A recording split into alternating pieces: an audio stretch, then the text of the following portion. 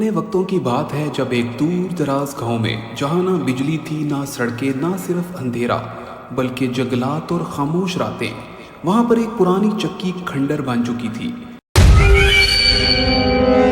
गांव वाले लोग कहते थे कि यहाँ पर एक खौफनाक भूत रहता है जो सिर्फ पूरे चांद की रात को नमूदार हो जाता है। कासिम, अब्दुल्ला और सादिया जो बचपन के दोस्त थे, एक रात सब वहीं बैठे थे, भूतों की कहानियां सुन रहे थे। कासिम ने हंसते हुए कहा, अगर हिम्मत है तो चलो कल रात उस चक्की के पास चलते हैं, देखते हैं कौन सा भूत आता है।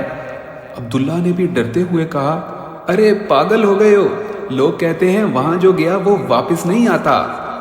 सादिया भी जोश में आ गई, हाँ मुझे लगता है सब अफवाहें हैं, हमें खुद जाकर देखना चाहिए कि वहाँ कोई भूत है या फिर नहीं।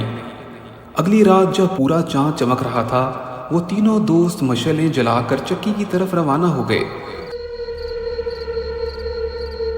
रात बिल्कुल खामोश थी, सिर्फ उल्लुओं की आवाजें आ रही थी।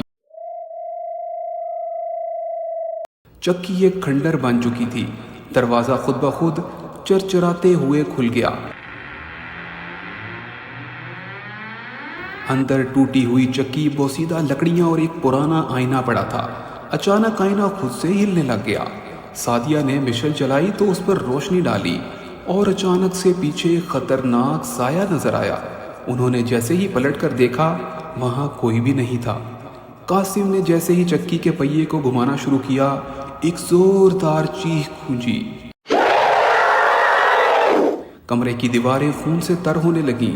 चक्की के अंदर से एक औरत की लाश निकल आई थी, जिसका मुंह कटा हुआ था, आंखें सफेद और बाल बिखरे हुए थे। भूत ने चीख मारकर कहा, मेरे कत्ल का बदला लो, मैं हर पूरे चांद को जागती हूँ, तुम लोग जो भी हो कभी भी वापस नहीं जा सकोगे। अब्दुल्ला ने जैसे ही जल्दी से दरवाज़ा खोला, लेकिन बाहर मुकम्मल धुंध छा चुकी थी, रास्ता गायब हो चुका था। सादिया ने जोर जोर से सूरह फातिहा पढ़ना शुरू कर दी थी। अचानक भूत की चीख तेज हो गई, चीखों की आवाज़ें आई, दीवारों पर आग लगने लगी। कासिम ने हिम्मत करके वहीं पर आईने को तोड़ दिया। जैसे ही आईना टूटा, भूत की चीख गूंजी और वो धुएं में तब्दील होकर गायब हो गई। इसके बाद क्या हुआ, धुंध छुटने लगी, दरवाज़ा खुल गया, तीनों भागते हुए वापस गांव जा पहुंचे।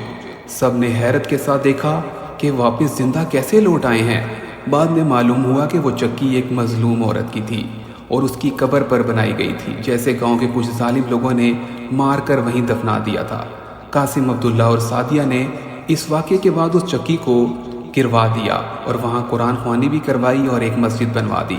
तब से आज तक वो जगह बहुत ही सुकून में है, लेकिन हर पूरे चांद की रात मस्जिद के करीब से औरत की चीख जैसी आवाज़ कभी कभी अभी भी सुनाई देती है।